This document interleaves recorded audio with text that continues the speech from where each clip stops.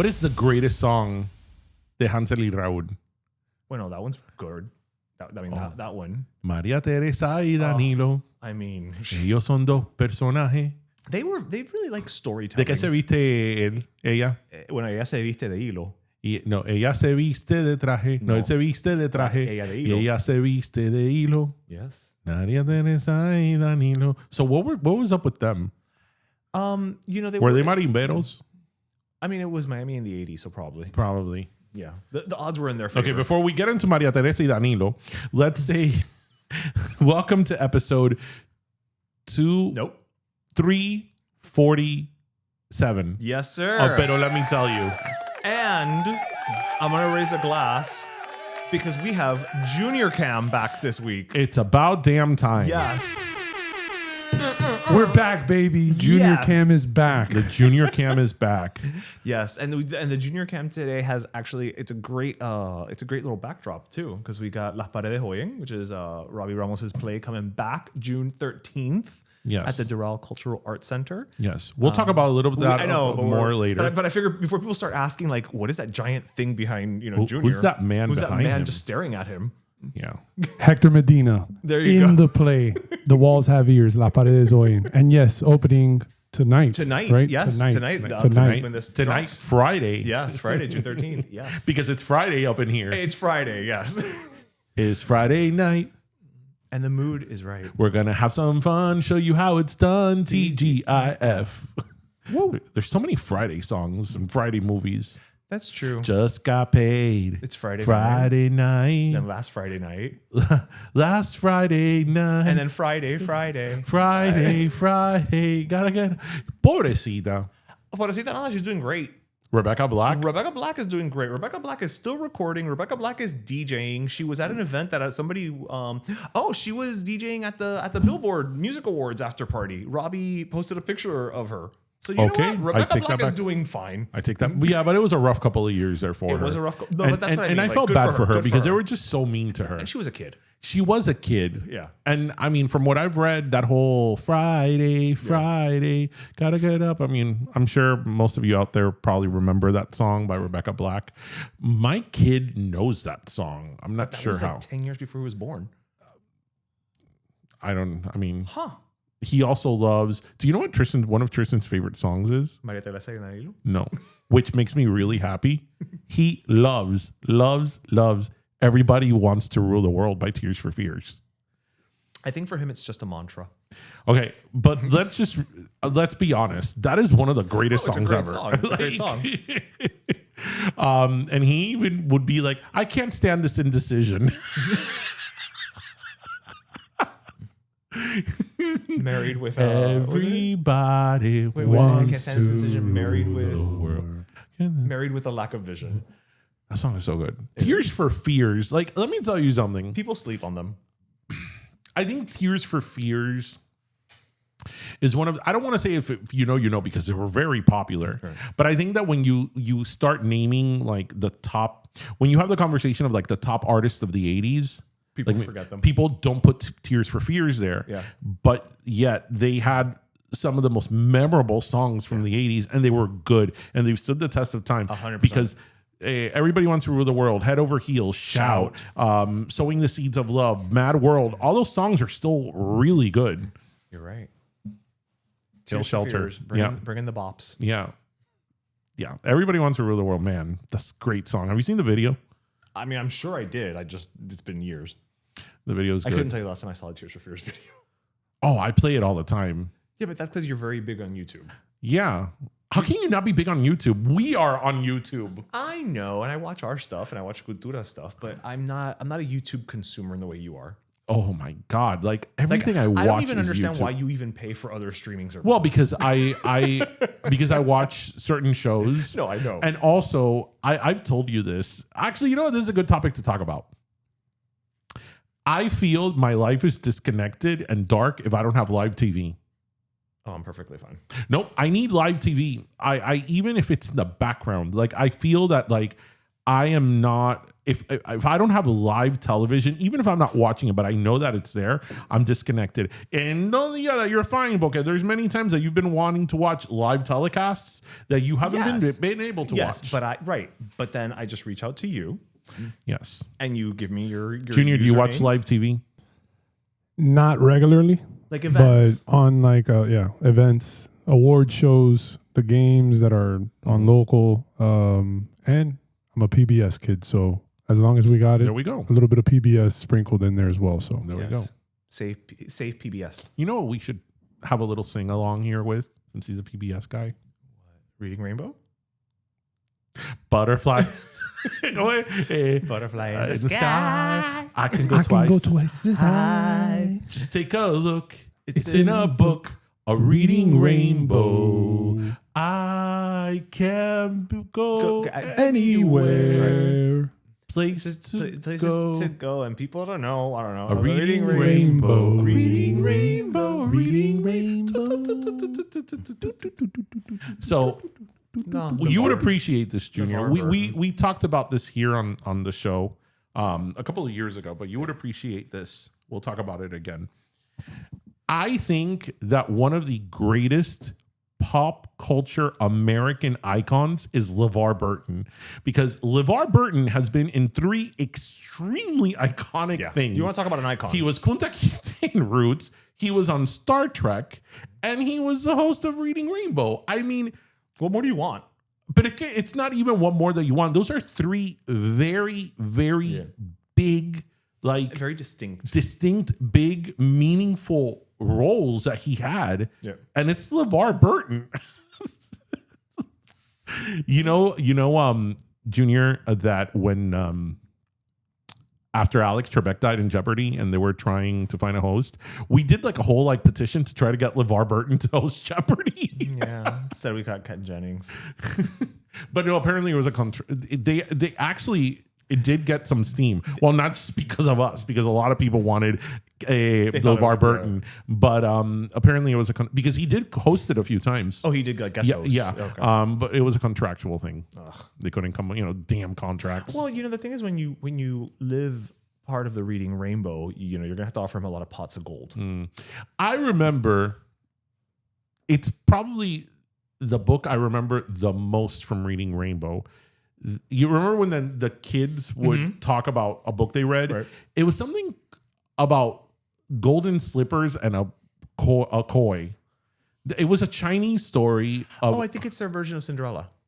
something of a golden slipper, and there was a golden koi. Something about that. That sounds, I believe, the Japanese. It could not. Maybe it's not Japanese, but there's an Asian folklore that is their version of Cinderella, and it involves a koi. I don't remember, but I do remember the koi, and it was Chinese, and I remember something about that. Yeah. Reading Rainbow Reading Rainbow, always in our hearts forever and ever.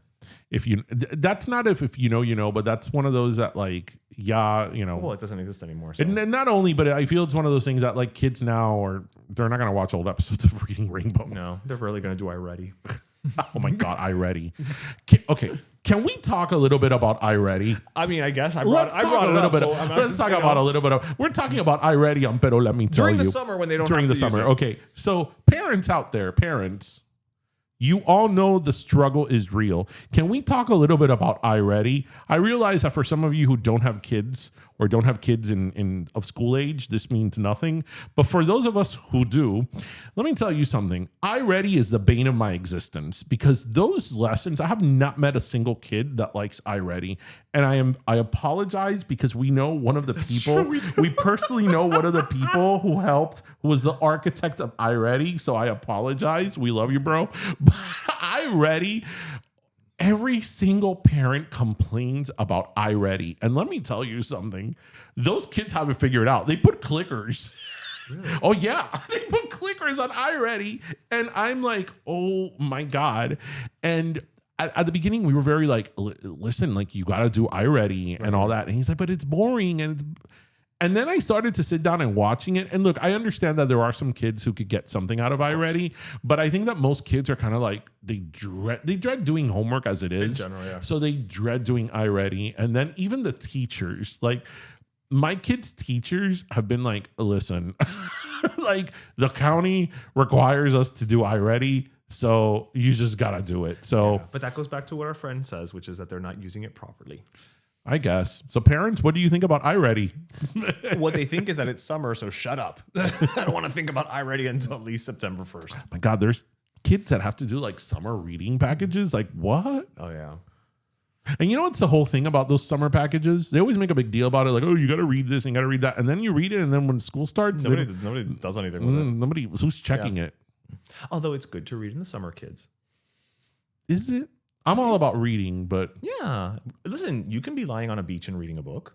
really, were you reading a lot in the summer? I said you can be. I didn't say I did it. Ah, okay. Okay. I'm trying to be pro reading. Right. That's the message I'm trying to give out Right. there. Because, you know, knowing you would have probably said, oh, yeah, you know, I was reading Hickory Dickory Dock in, you know, my summer escapades when I was, you know, in fourth grade. Yes. Nothing says El Farito like Hickory Dickory Dock. I don't even know that's the mouse went up the clock. Yeah. That's What- I don't even think that's a book. What did the mouse do when it went up the clock? Hickory Dickory Dock, the mouse ran up the clock. The clock ran the clock rang something and then the mouse came down and again, it's a nursery rhyme. It's not a book. Speaking of literature, Were we? yeah, speaking of literature, I was watching CBS Sunday Morning this week. Oh, it's back. And they were talking about Shakespeare. Do they do new episodes over the summer or is it reruns? It's CBS Sunday Morning. That doesn't stop. Okay, listen, I don't know the power of Jane Pauley. It's the power of the sun. That's their logo. CBS Sunday Morning. If anything, in the summer, it's more powerful. Gather some respect. Listen, I have respect, yes. So I was watching CBS Sunday Morning, and they had a whole thing about Shakespeare. And you know, Shakespeare is one of these figures that he's very divided. There's people who just don't get Shakespeare.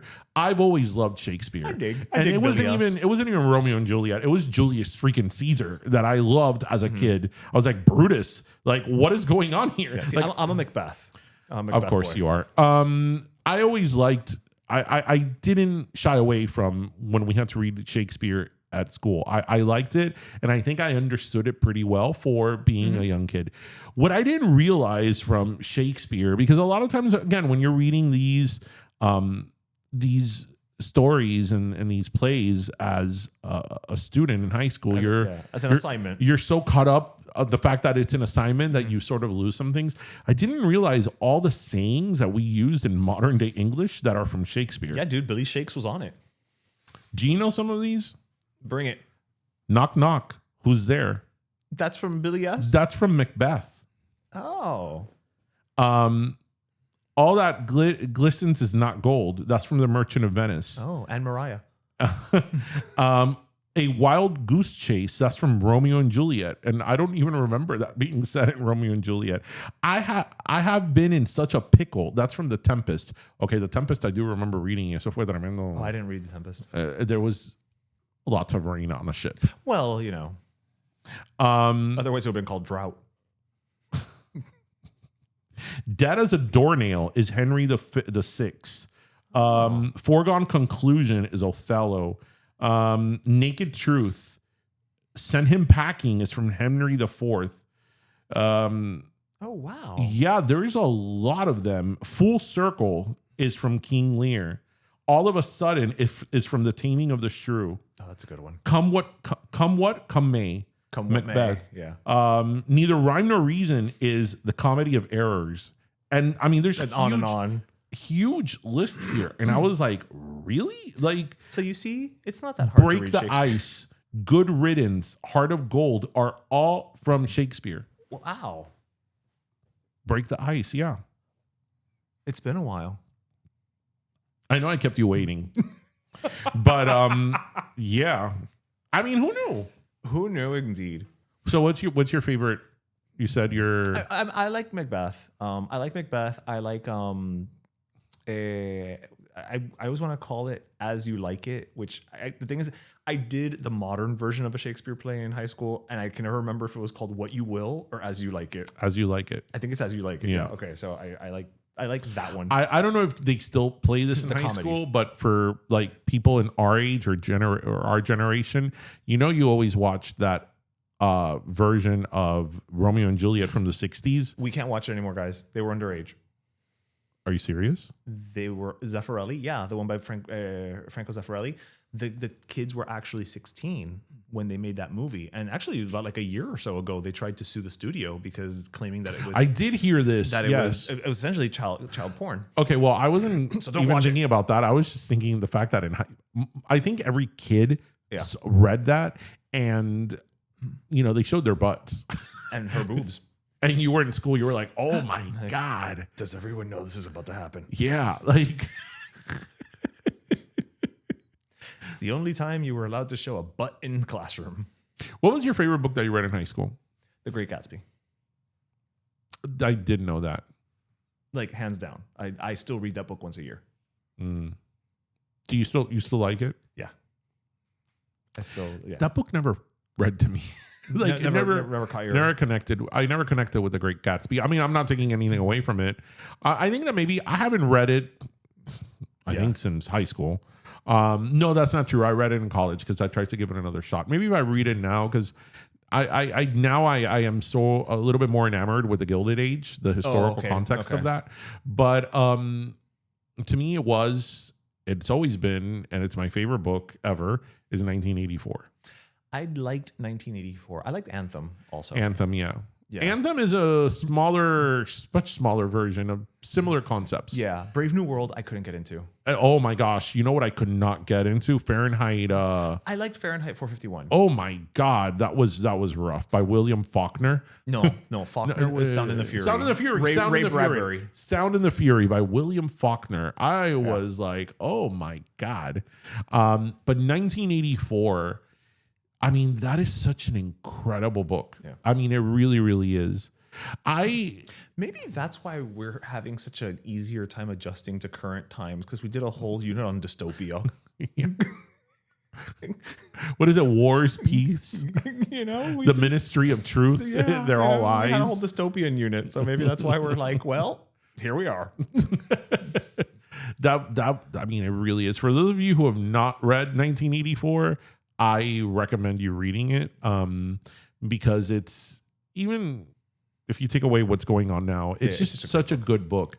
Because I remember reading it, and again, when you read it in high school, those are very impressionable years.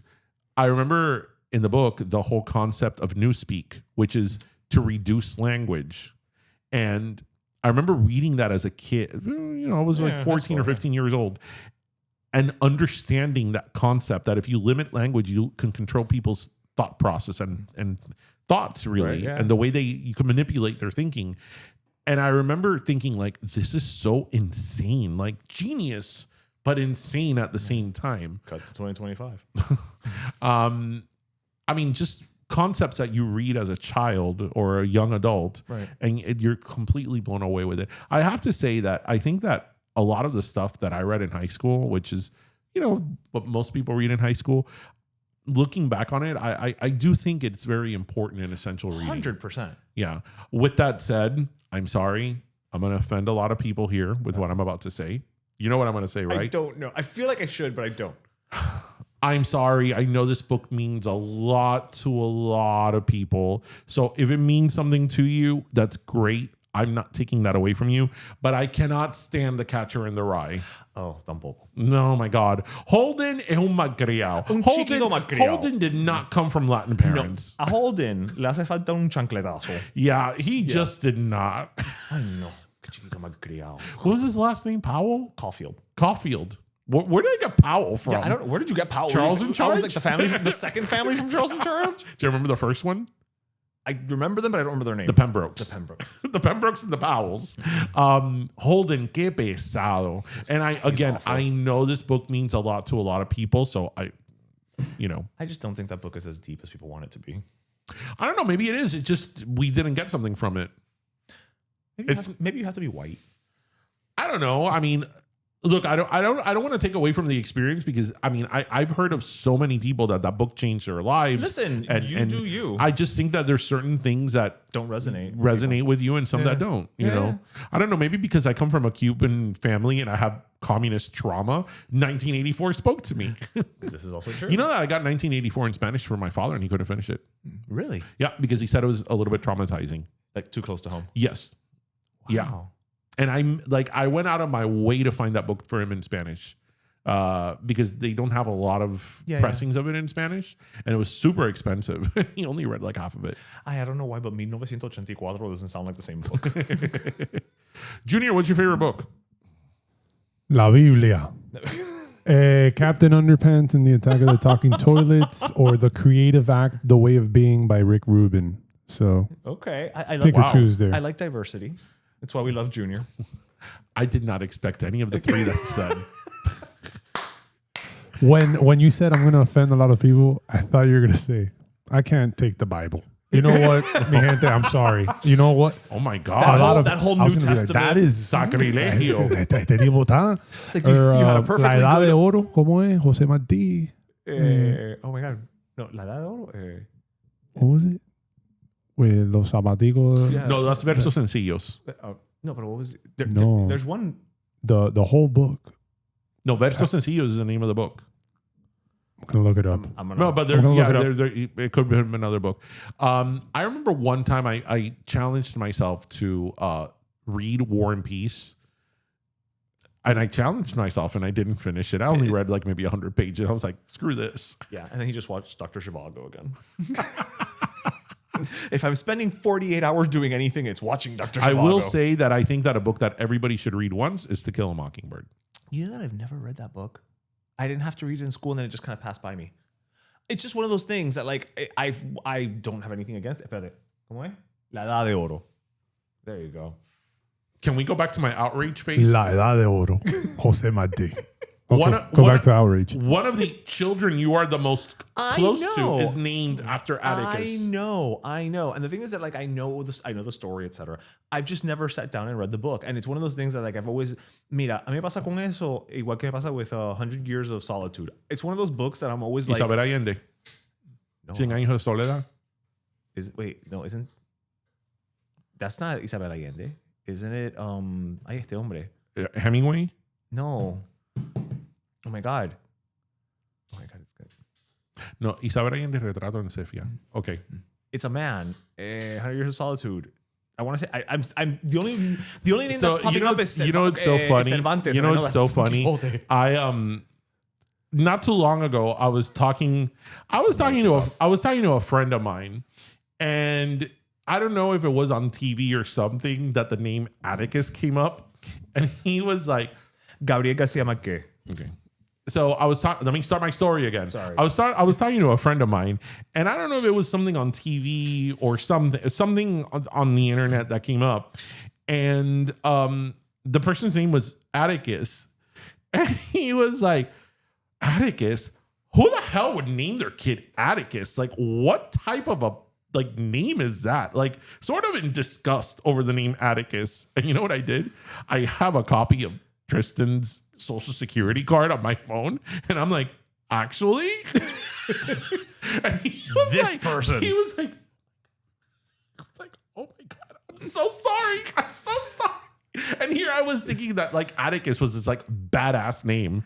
But this is clearly somebody who's probably never read the book or even heard of the book. I mean, I don't know. I don't know. I'm assuming. I'm making the assumption. I don't know. But yeah, I was like, and to me, Atticus Finch means so much as a character that it's like, okay, let's move on from literature. Our listeners don't want to listen about literature. Maybe they do. This was the learn part of the show. We have a very learned audience. Now we got to laugh. Knock, knock.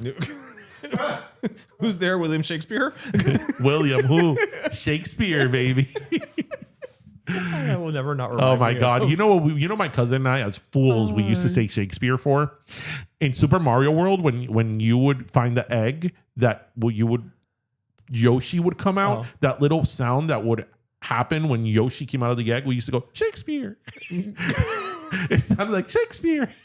See, and I always think of Regina Hall in Scary Movie. Wasn't Yoshi amazing? And wouldn't still is. it be a little sad when Yoshi would fall off the cliff? Yeah. And he goes like, Because he would yelp.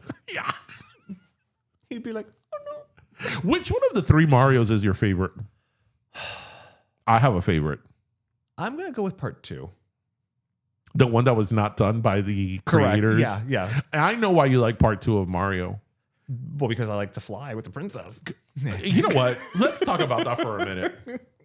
I know there's a lot. Happy Pride. I know there's a lot of alpha males out there that will not admit to it. Okay. And will be like, no, bro, Luigi was the man. Luigi was a great jumper. Okay. Let's be honest. Let's be honest with ourselves. In Mario 2, you had Mario, Luigi, the princess, and Toad. The princess was by far the MVP. Yeah. Because that girl could fly And carry float things. And carry things. Yeah. And, you know, especially when you were in the World 3s with all the hills and all those things that went up and down, you know, would fall off the string if you were on the platform for too long. You needed the power of the floating princess. Yes. You know, Toad's strength was not going to help you there. No, Luigi's jumping wasn't going to help you. No. So you know what? You needed petticoats that could float. Admit it, bro.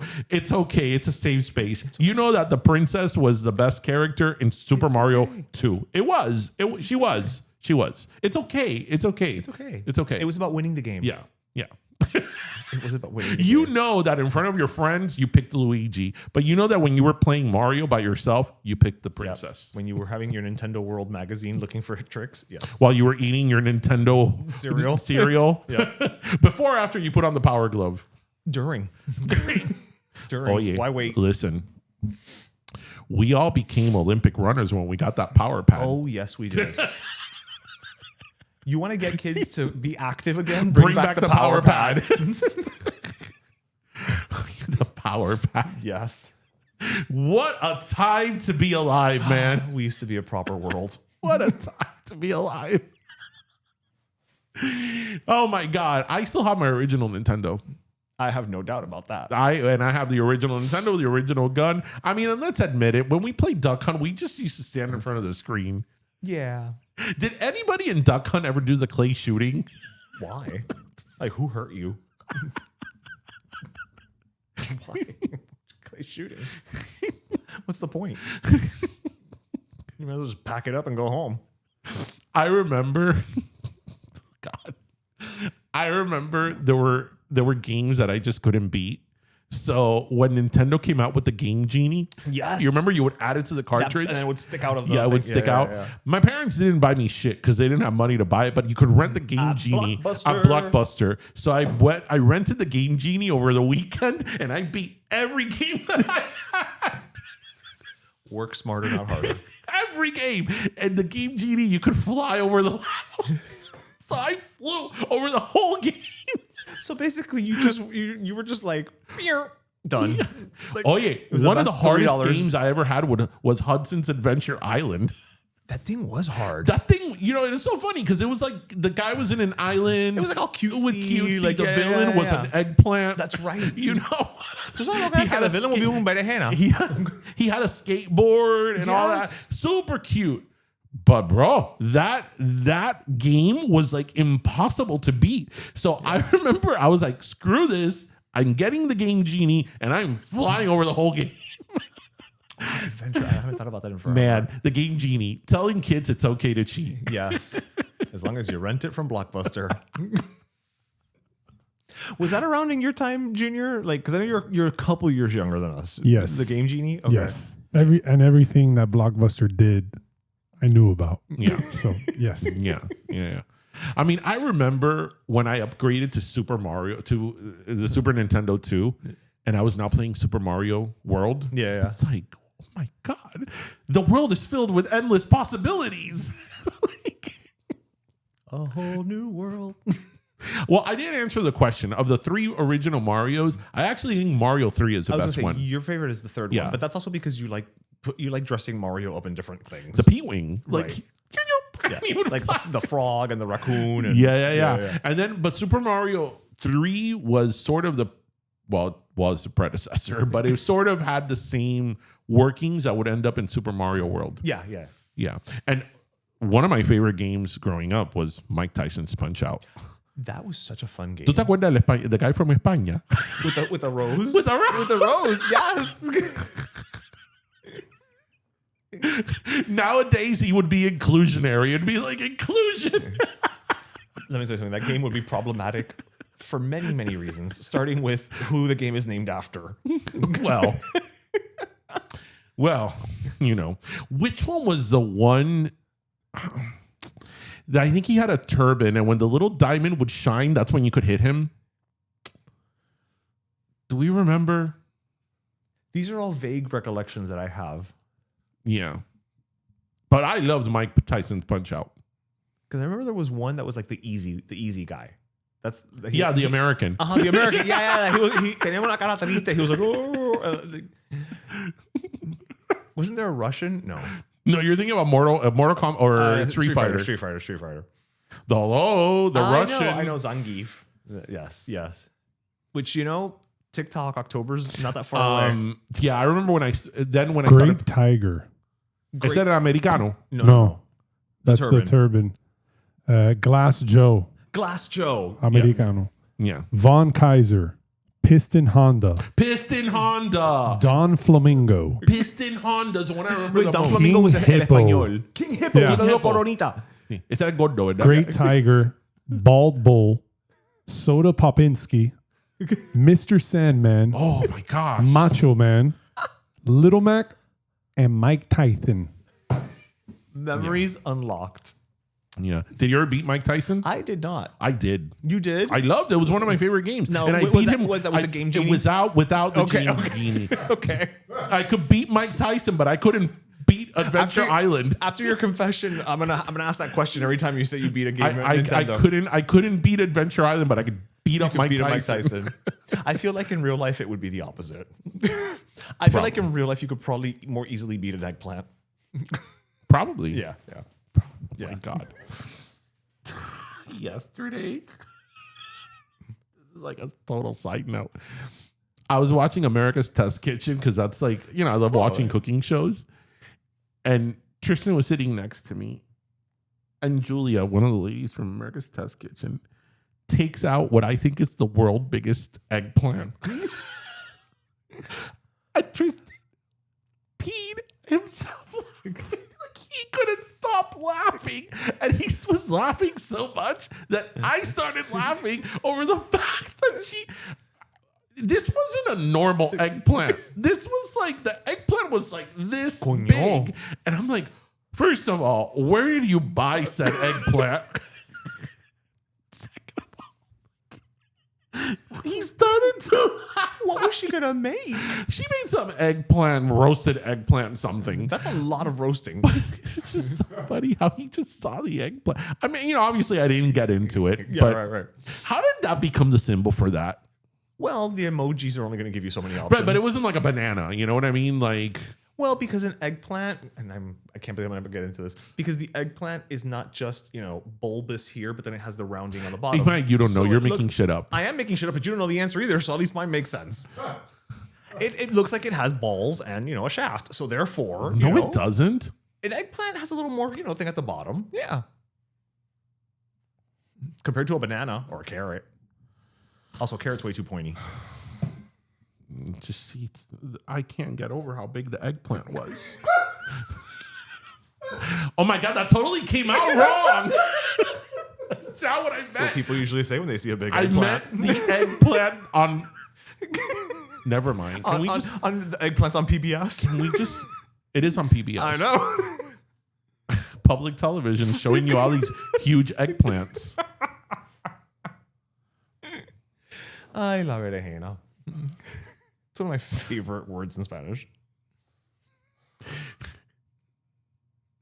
2 BBEs. Two big blue eggplants.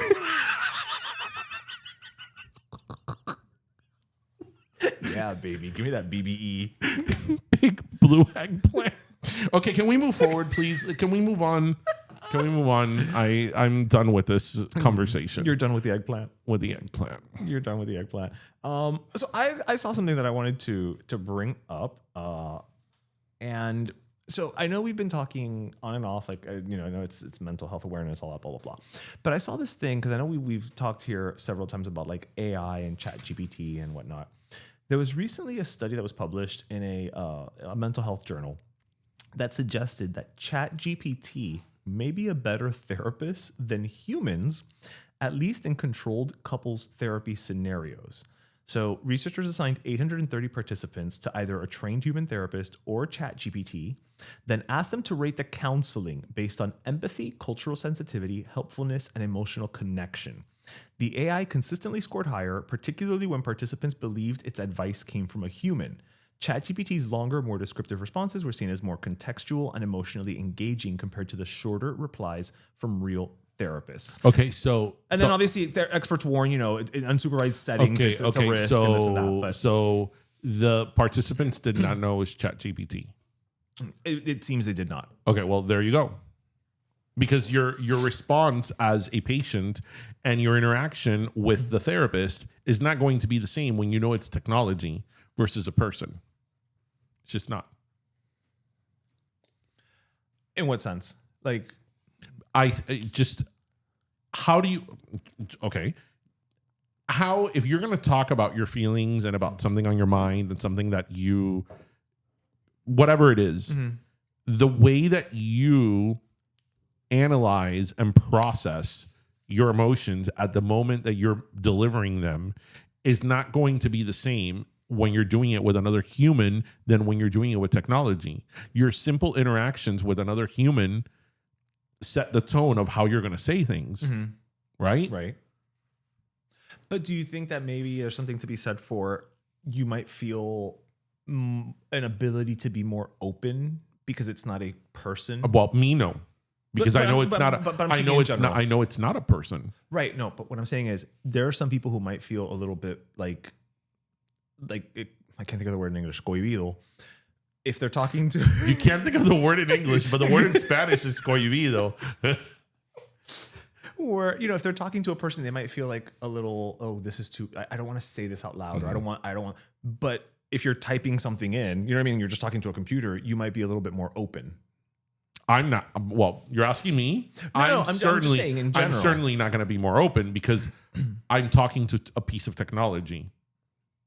So I'm not, especially if I know it's a piece of technology, like I'm not seeking. But think about how people are a lot more who they are online, anonymously, so to speak, versus in person, right? Now take that and kind of apply it to what I'm saying, which is this machine doesn't know you from Adam. Right, but the thing is that so you can be more open. Therapy is a bilateral sort of interaction. I say something, you say something back. Right. Then I say something and you respond back. My statements or responses, are not going to be the same if I know that I'm saying it to technology. Why? Because if I'm going to sit with a piece of technology and tell them what's on my mind, what I'm going through, I know that the response is going to be AI. It doesn't come from a human. So I'm talking about me. I'm not going to be like, okay, well, the artificial intelligence told me that I should work on, I had my breakthrough, right? Through the artificial intelligence, whatever, on the other end. So no.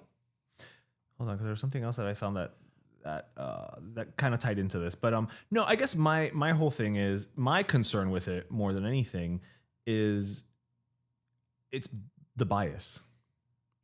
Because ChatGPT, eventually it gets to know you, right? Or that's, that AI thing, it gets to know you and your responses and how you want to hear things and this and that and blah, blah, blah, and how you take in that information. So if you're somebody who uses ChatGPT a lot, I do think that the bigger problem there is it's probably just going to tell you what you want to hear versus what you need to hear. I think that's my my bigger whole concern. thing is this dates me. This makes me sound old. I guess this is how other generations have dealt with technology. I don't have ChatGPT on my phone. I don't use it. Maybe there'll be a day when I use it. I don't have it. It's not. I've lived all my life without. And I know that you could say that about a lot of technology. I've lived all my life without a phone it, but or whatever. Yeah. But I have yet to come across a scenario where I need ChatGPT. I realize a lot of people are going to be in disagreement with me, just like, they like Catcher in the Rye. A lot of people are not going to agree with me, but I haven't felt that there is a part of my life that I need ChatGPT. I know a lot of people use ChatGPT to help them write things. Well, I don't do that. I've used it not to help me write things, but like actually, and I told you this the other day. I was like, okay, how do I put together a business plan? Mm-hmm. So I literally just said, listen, I want the outline of what do I need to include in a business plan to do X, Y, and Z, and it literally just bullet pointed it out for me. So I'm like, okay, cool. But now I'm going to take that and I'm going to put my information and build it how I want to. Mm-hmm.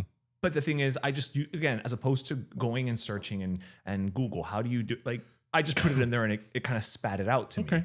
So in that sense, I'm using it more as a tool than as a crutch. Okay. That's still not the way I would have done it, but I mean, okay. Yeah. I know as I said, a lot of people use it to write things. Thankfully, that's an area that I excel at. I could write. Oh, I can write anything. I can write left, right, and center. And as I do know that a lot of people struggle with even writing a simple email. Right. So I get why some people write it. It's just that I haven't felt the need in, at least up to now. Maybe next week I'll be telling you, bro, I downloaded ChatGPT that I couldn't. And it was incredible. Yeah. I haven't felt I've needed it in any area of my life that I've been like, you know what? What's going to help me with this? ChatGPT. Right. But I realize that I'm also this is also the infancy. I mean, there was a point in time where Katie Couric and Brian Gumbel didn't know what the internet was on the Today Show. This is also true. Right? So this is also true. Yeah. But I want to bring something else up tied to this, though, because I did find this kind of to your point. Mm-hmm. So I found this earlier this semester. An NYU professor told the person who wrote this article how he had AI proofed his assignments, only to have the students complain that the work was too hard. When he told them that those were standard assignments, just worded so current AI would fail to answer them, they said he was interfering with their quote-unquote learning styles. A student asked for an extension on the grounds that ChatGPT was down the day the assignment was due. Another said about work on a problem set, "You're asking me to go from point A to point B. Why wouldn't I just use a car to get there?" And another, when asked about their largely AI written work, replied, "Everyone is doing it." Those are stories from a 15-minute conversation with a single professor. Interesting. Okay. Well, I mean, look, that is a little scary for me, though, because it's these, it's kids who are kind of just saying, like, I don't need to learn things. I think that's actually, I like this part of the conversation more. I think that one of the greatest expressions of a human being, of humanity, is creativity. Mm-hmm. And creativity looks like many different things, right? We are right now where we're recording this, this studio, not only just this like what you guys see at home, the podcast studio, but we're on a second floor of a much bigger studio, of an art studio filled with creative people around. That, to me, is one of the greatest parts of being a human, is creativity. Yeah. Writing a research paper, as much as it sucks sometimes, and when your professor makes you write a research paper on a topic that you don't care about, it sucks. Index cards. We've all been there. Index cards, we've all been there. But there is a certain element to writing, even when you're writing something that you don't want, that your brain is expressing itself in a certain format. And you may not realize it, but that form of that expression affects the way that you speak and you write and you learn how to properly think. Exactly. Yeah. Because the way that you think and analyze things and articulate it and put it in your brain when you're thinking of certain bullet points and all that all comes in essence from creativity. So when you have these kids saying, well, it's currently what everybody's doing, and why do you need a car to get from point A to point B? Well, because a car will take you from point A to point B faster and more, efficiently. But a car doesn't affect your creativity, whereas AI affects your creativity.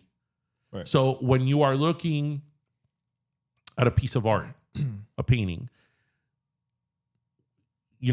what makes a painting what it is the creative expression of the painter. Mm-hmm. So in an AI world, what are we going to be looking at if people don't have the ability to express that because everything is so automatic? If you're a writer, what do people write on? They write on their lived experience, or something triggers them to create these characters. I mean, like a Harry Potter, like the fact that woman created this whole entire universe, or whatever story it is. Insert. Okay. Right. How, like, do you really want to read something that is computer generated that does not come from somebody's mind? Like, I don't. So I don't know if that's a generational thing. I don't know if, like, in generations before, people made the similar argument, like, well, now people can type instead of writing on a quill, and scroll. I don't know, but I just think that if AI is going to have that big of an impact on creativity and human expression, I don't know. I think that's really sad. It's absolutely depressing. Yeah. It's absolutely depressing. And the fact that it's like, oh, well, that's just what it is. Well, strive for better. Because I think that based on what you're saying, on what you're saying from those examples, I think that's the case where people are not using it as a tool. They're using it as a substitute. Right. In lieu of doing the thing, just do it for me. Exactly. It's the equivalent of plagiarism. Right. I mean, let's call it what it is. Yeah. Well, no, because it's being created and tailored to them. Right, but I mean, for all intents and purposes, it's plagiarism. I mean, you're taking it based off of other people's work. What do you think, Junior? You're a creative guy. I think I like ChatGPT for certain things. I think it's a tool, but it can be used as a weapon or a crutch, like any other thing. As a creative and as part of a creative company and everything, we use it as an assistant. I feel like it's an assistant for all of us, where we've been everyone else's assistant and never been able to have one.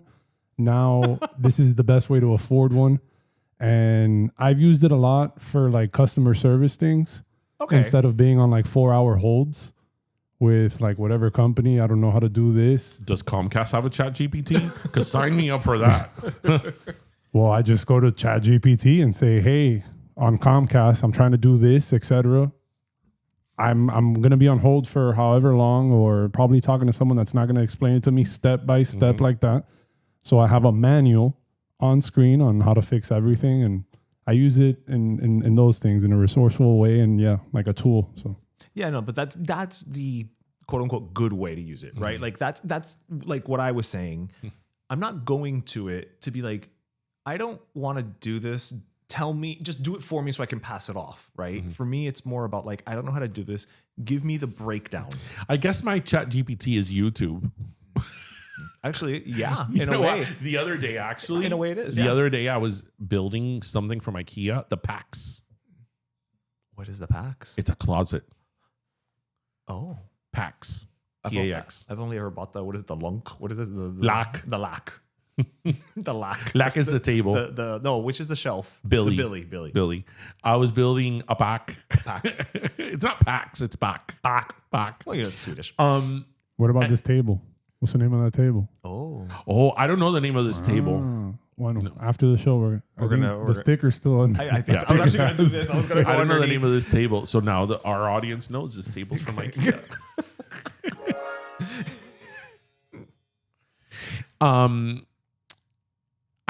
So I was building the packs, and the little manual was not cutting it. Really? Yeah, because I'm like, oh yeah, and I have a PhD in IKEA building. And they're pretty. I mean, no, but I built many IKEA furniture for different people. I think cross country, and I consider myself pretty proficient in IKEA building, and even I was like, okay. Like hit a block. These arrows, am I turning it counterclockwise or this?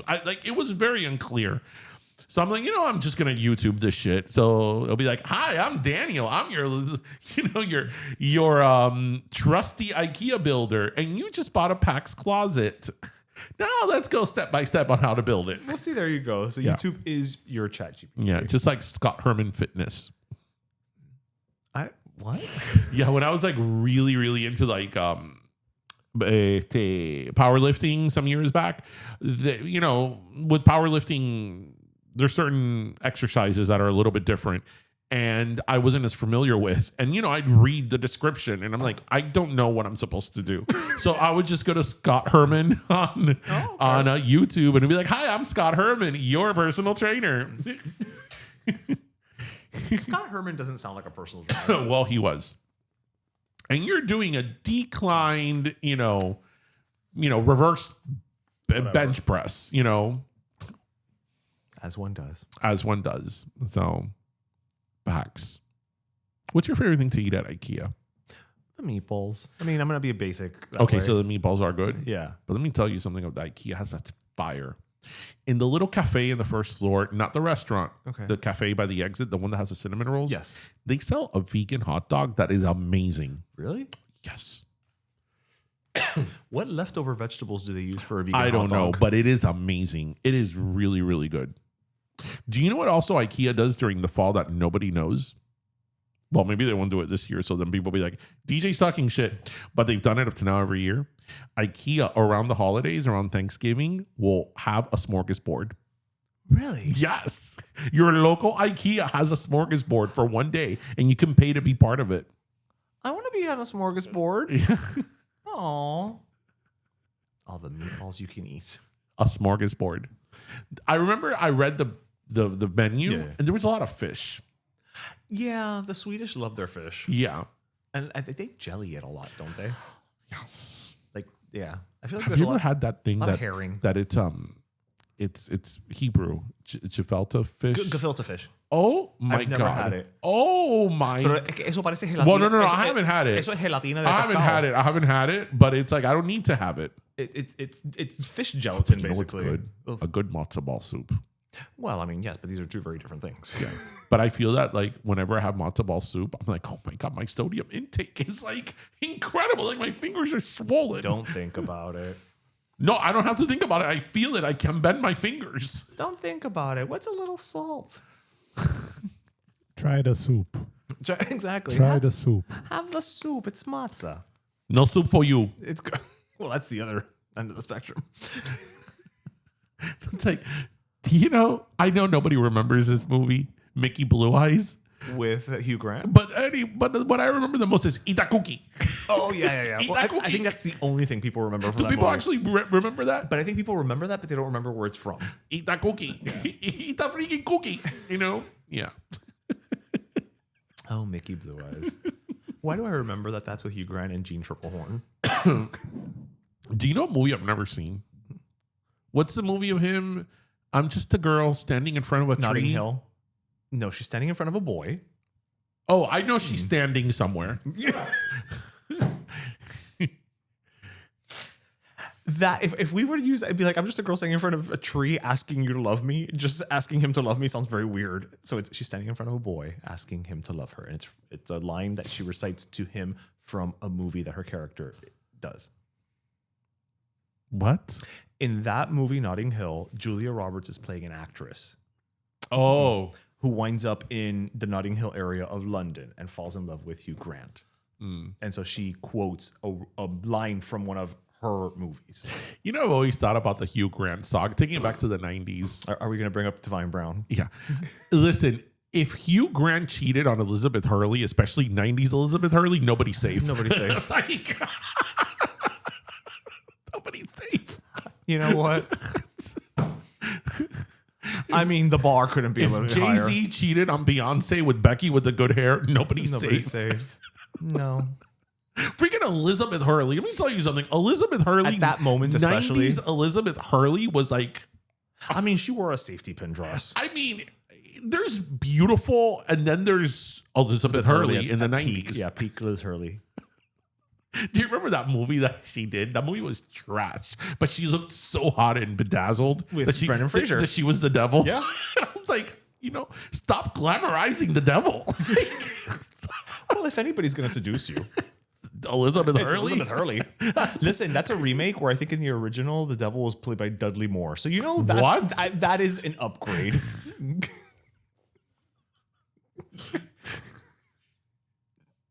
By Dudley Moore. I know he was in the original. I just don't remember if he played Elizabeth Hurley's role or Brendan Fraser's role.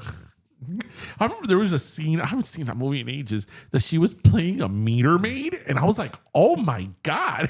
You wanted her to ticket you, didn't Give me you? a ticket, Elizabeth. I was like, this is insane. Like, turn this shit off. But don't. You saw that movie, right? Of course I saw that movie. She looked so good. Gorgeous. She's still beautiful. No, she looks great for her. Look, she's not 30 No, anymore, but you know whatever, what? but yeah. She looks like an older version of her. Yeah. She doesn't look, I mean, I don't know if she's gotten anything done, but she doesn't look, Yeah. she doesn't have that face that Right. a lot of that Real Housewives face. Yeah. Elizabeth Hurley. And now she's with Billy Ray Cyrus. What? Yeah. Yep. Wait, what? Yep. You didn't think there was going to be a bigger couple than Daisy Fuentes and Richard Marx? Yep. Billy Ray Cyrus and Elizabeth Hurley. London versus country? It could happen. Wait, she could be Hannah Montana's stepmother. Yes. She could. Why am I so freaked out by this? Yeah, you look very concerned. Elizabeth Hurley with Billy Ray? Yeah. okay. Pa gusto se hicieron colores. Exactly. Exactly. Maybe she's tired of being with all those British people. She wanted something a little rougher around the edges. There's nothing rough around Billy. Compared to British, stiff upper lip guys. Billy Ray Cyrus has probably a 20-step hair routine every morning. So I doubt that. Okay, but I'm comparing it to Elizabeth Hurley posh British boys. This is Elizabeth Hurley's version of rough around the edges. I guess. Yeah. He rides a horse. He doesn't hunt the foxes. Billy Ray Cyrus hasn't been rough around the edges in decades. Since his achy breaky heart. Yeah. Whatever. That song had everybody in a chokehold in 1981. Yeah, there were songs. Don't tell my heart, my achy breaky heart. I just don't think it understands. And then he inspired Dolly Parton to cast him in the video for Romeo. And who would have ever known? Because Billy Ray Cyrus, why are you talking about Billy Ray Cyrus on Pero? Let me tell you, Billy Ray, that song was a huge hit, global, huge hit. That was a moment, and even though he was sort of a one-hit wonder, his name prevailed. Yeah, he kind of kept going. Yeah, and then he was a doctor on TV. Yeah, on some show, Doc. On CBS, right? I think it was on CBS or on PAX. But anyway. But it was called Doc. Who would have ever thought that his daughter would eclipse him and then some? Yeah. Oh, Miley. That's not even her real name. What is it? Her birth name, I think, was Chastity or something like that. Oh, it is. Yeah. The other day I had the radio on and they played that song of hers. I had forgotten that song existed.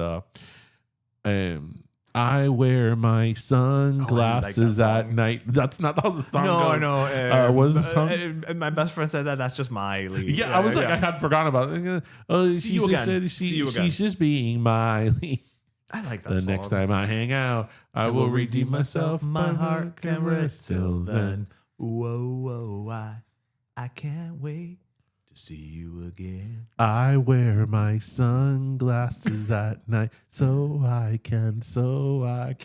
Don't tell me that song is not sampled. It is the same song. It's not a coincidence. Song. No, not even a little bit. No. Is that Tommy Two-Tone? No, that's Corey Hart. Corey Hart. Never surrender. You know what? Hold on. Let me see how far I can take this. Never surrender. I'm your private dancer. A dancer for money. Do what you want me to do, Lady in Red. Darian, is are you singing all the hits of the dancing 80s? with me. Cheek to cheek. And then it was after Lady in Red, it was oh my God, it was I'm looking at the video. Shadows falling before my eyes. That was, I don't know, that was one of those. That was a compilation. It was a compilation. Yeah. Love songs of the 80s. And love songs too. With the Roman numeral. I miss those. I know. Anyway. Nobody cares about compilations anymore. You know that you said something to me one time that sort of like ruined me with music. Oh. That you said, now in the age of streaming, like people don't release greatest hits anymore. Why bother? And greatest hits were such a like. It was so important. It was so important, and then you'd wait for those 3 new songs. Thank you. Yes. Yes. And it always meant a tour was coming. Yes. Or no, you just finished the tour. Because a greatest hits album is usually released after a really big album. Depends how long the gap was between the album and the greatest hits. No, it depends if you were a legacy artist or Right, not. right. Right. But for most people, it was like they just finished like a really big album, a really big era with a Right. tour, and now they were doing a greatest hits. Right. Like Design of a Decade. Yeah, I was so excited about Runaway. That CD had such great layout. Design of a Decade by Yeah. Janet Jackson, her greatest hits album. Yeah. It sucks as a greatest hits album, though. Oh, I'm talking about the layout of the, Yeah. the CD cover. Yeah. No, but it sucks. You know why it sucks, right? Because it has like nothing on it. No, because Janet Jackson's greatest hits album, Design of a Decade, was released by her A&M. previous record company. So it didn't have anything from the Janet album, Right. which had just been huge. Yeah. I don't know why I know this with such precise detail. Because we are us. That's why you know Yeah. it with such precise detail. But yeah, greatest hits were like such a big deal. The Eagles' greatest hits, I'm sure, is still on the Billboard 200. I'm sure Bon Jovi's Crossroads. Yes. That was a big one. That was a huge one. That was a big one. Because you know the thing was that with greatest hits, especially like in the 90s, for us, Yeah. a lot of times we would buy the greatest hits, and these were singers that had a lot of hits in the 80s, but we were too small. Right, so we didn't have that album. So we didn't have that, but we knew the songs. Right. Like I remember buying Crossroads, Bon Jovi's one, and being like, oh my God, I know all these songs. Yeah. But they were songs that came out like either before I was born or Yeah. I was a And we little weren't kid. going to go back and buy the album. Yeah, I was really Crossroads was one of those I was like really excited about. Yeah. The greatest hits, not the movie. I mean, two things can be true at once. I remember as a kid, Crossroads gave us Zoe Madonna Saldana. came out with the Immaculate Collection, and I didn't know what it meant. Oh, yeah. But now it's like, oh, it makes total sense. sense. Absolutely. Yeah. La colección inmaculada. Yeah, and then of course, Michael Jackson had History That's right. Volume 1. and 2, Right. and then Whitney Houston had what was it? The Throwdown and the Cool Down. Why do we know this? Because it's who we are. And then some people would just call their greatest hits. It's like Gloria. But Gloria's had 2 greatest hits albums. Greatest hits and then greatest hits 2, Roman numeral. Okay. Do you remember what singles came out from her greatest hits album? I actually remember this. The first one, Go Away. Yes. Um, I think Gloria Stefan doesn't remember that song. exists. There was a ballad on there. Cause when I close my Yes. eyes, And then there was another still fast song that I can't remember now. your smile. Right? I actually like that song a lot. See Your Smile. But there was another There like was, up there tempo. was another one. But the one I remember is Go Away. Because people have the right to party, and you and won't let them have their That fun. was the theme song. Do you To remember? a Will Smith movie, Martin Lawrence and Will Smith. Yes, Nope. it was. Nope. It was a Ted Danson, Whoopi Goldberg movie. It was. Wait, what was Will Smith and no, Bad Boys? Why am I saying Bad Boys? It was definitely not Bad Boys. You know, that Bad Boys song, Go Away, by Gloria Stefan. It was Made in America, right? I know it was about like sperm donors or something. Yes. Because there was clips of the movie in the video. I'm pretty sure Gloria Stefan, Whoopi Goldberg, and Ted Danson have all forgotten about About that. this. Okay. We need to move on to our last sodas. All right, you ready? Yes, I actually want to give my last soda. It's going to be more of a shout out. Okay, love a shout out. Robbie here from Cultura. Yes. Las paredes oyen, Yes. or the walls have ears. Yes. So, I want to talk as you see it in the junior cam. So I want to talk to you guys about this for a minute. I was lucky enough to see. We both did both runs. You've seen it twice. I've seen it twice. I saw it in English and I saw it in Spanish. And I have to tell you guys, it's not because we're pushing it, because Robbie's a friend of ours and he's associated with Cultura. This is really. It's a play, but it's sort of a piece. It's performance art. It's a piece of art, and it's very immersive. It is something that you need to watch. It's about, obviously has to do with the Cuban Revolution, and it's about how the revolution affected a family. And this is based on, I believe, his grandfather, or inspired by his grandfather. And one of the characters is based on an actual woman who was part of the Castro regime. But it centers on how the Cuban Revolution divided families, because here it's two brothers who were on different ends of the revolution, and that is something that is very real, and that's something that a lot of our families went through and struggled with. And I have to tell you, and I tell Robbie this all the time when I see him and we talk about this, when I saw it the first time, I was so disturbed at the end. I remember when literally, without giving anything away, but when it ended, I was very disturbed. Yeah. And I say that as a good thing, because that is what theater is supposed to do. Theater is supposed to make you feel things. Theater is not supposed to be something that you go, oh, that was fun. Right. It shouldn't be passive. You feel like different when you watch it.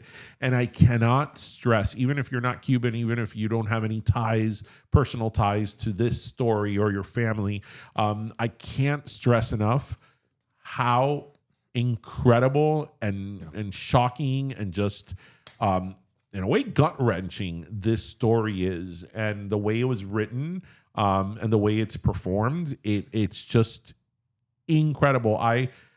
I've seen a lot of local theater. Even the podcast has given us a lot of opportunities to see local theater, but there has been nothing that has moved me more than this. And I remember the first time I saw it, that we went to see it, we were like, okay, we're going to go watch something about the Cuban Revolution. I'm sure it's not going to be a happy-go-lucky story, but I was not expecting what came out of that. And, it's really a story that, although it talks about the Cuban Revolution, it could be adapted to many of the struggles that, our families, no matter what country you're from, went through. So it's a great piece of art, and most importantly, it's supporting local theater and supporting local productions, which is so important, and we can't stress that enough. So I believe we're probably going to be posting about it on our Instagram. Check that out. It opens tonight, June 13th. Yeah, it opens tonight. And please check it out. It is, you could thank us later. Yeah, and you will. Because it's really that good. Yeah, no, 100%. And Robbie did not pay us to say this. At all. No, at all. We've been talking about it since the last time we saw it. So it's definitely something that has stayed with us. I saw it then a second time with my parents in Spanish. And, my parents were like, so, obviously the way they received it was very different than I received it. And they were so just sort of saddened by it because they lived through that, right? My parents lived, they were teenagers, or my mom was a little girl, but my dad was sort of a teenager when the revolution happened. So they lived through that. My dad's family were counter-revolutionists, so they lived through that. So when they came out of watching the play, they were, they were moved in a very different way than I was moved, right? Because they lived through it, and I think that it resonates these feelings that a lot of people have that lived through it. But it's a story that has to continue to be told.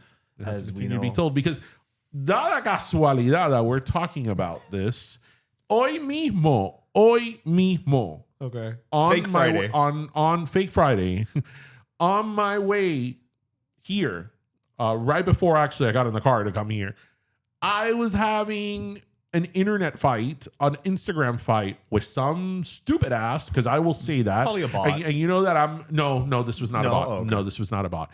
Some stupid ass. And generally I don't use those type of pejoratives to talk about someone, even when I disagree with them, who was talking about the greatness of the Cuban Revolution and how the Cuban Revolution was a great equalizer between the working class and the usual bullshit. the rich, and race relations and stuff like that. And it's like, there's a lot of things that I could let slide that I'm like, that's not gonna be but one then of them. there's one of them that I don't, because I always get back to the same thing I always say. I'm like, are you Cuban? Oh no, you're not Cuban. Oh, okay. So you are dismissing the lived experience of millions of people of all shades that say that this is a murderous dictatorship. You are dismissing the lived experience because it does not fulfill the narrative that you have, That you want. or that you want Yeah. about certain things. Oh, okay, I get it. Got it.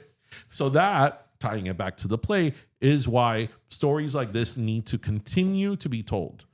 Because as we have said time and time again on this show, we live in a day and age where we talk about listening to people and people's lived experiences and people's traumas, and we should. We definitely should. Whether it's, whether you're of color, you're black, you're gay, you're a woman, the list goes on. We need to listen to people and live their lived experience and their trauma. That is the way that you do, and that is the way that you learn. But when it comes down to Cubans, oh no, people will argue with us that are not Cuban about the Cuban experience. And it's like, oh, It must be exhausting. our lived experience doesn't count. Yeah. So that's why these stories are so important to be told. So Absolutely. I want to say something real Absolutely. quick, Dale, dale. just to shout out also as well. We're always surrounded by Adrian and his art, but he's also made these shirts and a lot of the art that's going to be on exhibit there as well. Oh, nice. A part of the Children of Exiles exhibit. He's been doing some incredible paintings with the island of Cuba, with the flag, the seal, músico, poeta y loco, the phrase. So I just wanted to give him his flowers on this project too as well, 1000%. because it's going to be out there. The exhibit, he's going to be doing some live painting. oh, okay. So it's going to be real cool out there as well. So Oh, so it's art on art. Adrian Yes. Lorenzo as Haslo, aka Aslo. So yeah, just wanted to shout him out. Yeah. We need to have him on the show, by the way. And I told him this the other day when he was downstairs painting, and I was like, todas las veces que you're here and we're always talking, and I think you're so like, I love talking to you and this and that. And you know what? And I always forget to tell you, like, come on the show. Yeah. It's like, we know where to find him. Right. Sometimes we just take it for granted. Like, it's like, yeah, it's Adrian, It's- Yeah. And that, ladies and gentlemen, AI cannot do. Damn right. Damn right. AI cannot do this. No. And the floor. At the floor. Exactly. And everything some else sink or outside. somewhere. Yeah. Yeah. So it's funny you well, not funny, but it's interesting you went the route of, obviously La Pared de Fear, La Soda. My La Soda is also theater related. So this past weekend was the Tony Awards, and I'm gonna kind of give a double soda to two of the winners of acting awards, Nicole Scherzinger and Cole Escola. And the reason that I'm going to give it to these two people is because they are, for me, it's the epitome of, I think, what sometimes theater can create, which is sometimes you may not think you have this vision and you know what you want to do, but people have either written you off or said, no, you can't do that. And you either find eventually the role that is meant for you, or in the case of Cole, you create that role and you create that project, even if it's super crazy and seems insane. I mean, Cole Escola, I don't know how much you know of Cole Escola. Cole Escola is from like a tiny town in Canada, moved to New York with dreams of stardom, is a non-binary, queer, blah, blah, blah, blah, blah, like go down the list of everything. Created this play out of a silly idea that they would play Mary Todd Lincoln as an aspiring cabaret star who sees opportunity the minute that her husband is assassinated. Wow. That is essentially the plot of Oh, Mary. And Cole plays Mary Todd Lincoln. Won a Tony Award for doing it. And wrote the show, conceived the show, all of that. So what after Abe was killed? It's not even a musical, by the way. After Abe was killed, she became she basically became like she had stars in her eyes, and so she was like, okay, that was my chance to shine. Is basically the track that it went down. Wow. Right? I would love to ask him how was the like seed of that idea, like. But that's what I'm saying. Like, and here we are, right? And then with Nicole Scherzinger specifically, she has had such a long road to get to this moment. Let's face it, Pussycat Doll, solo career that went nowhere, judge on The Masked Singer, Tony winner. Mm-hmm. So, it's just Nobody saw that coming. Nobody saw that coming, and watching her accept the award, it kind of moves me as well. I didn't know she was Hawaiian. Yeah. And again, it's just that thing of like, I feel like that's what theater can create, right? Theater can create that opportunity for you, even if you don't fit in the mold, or even if people have written you off, or even if people are like, that's a stupid idea, that's a crazy idea, what are you thinking? It can give you that opportunity because, yes, we're talking about Broadway productions, which have these huge budgets and this and that, but you can do that on a smaller scale. You can get your ideas out there, you can create, and you can find your niche and get your vision into the world. And so, I'm going to give it to, Cole and Nicole. So both what I'm understanding is that both of our last sodas and everything related to that comes from human creativity. Yes, not an AI to be seen. Yes. AI no va a saber del comunismo de Cuba y como partió a cubano. And AI can't drink soda. That's true. Not yet, anyway. AI doesn't know what jupiña tastes like. Oh, now I feel bad for AI. Yeah. Oh. Anyway. Well, with that said, we hope you all listened, laughed, and learned. And remember to always grab your pastelito, your croqueta, and your cafecito. Not that AI would know what any of that tastes like. And we hope you have a great weekend, everybody. Go watch La Paredes. I can never say the word. Oyen. I want to say Oyen. As you see in the junior cam. Thank you, everybody. Have a great weekend. See you next week.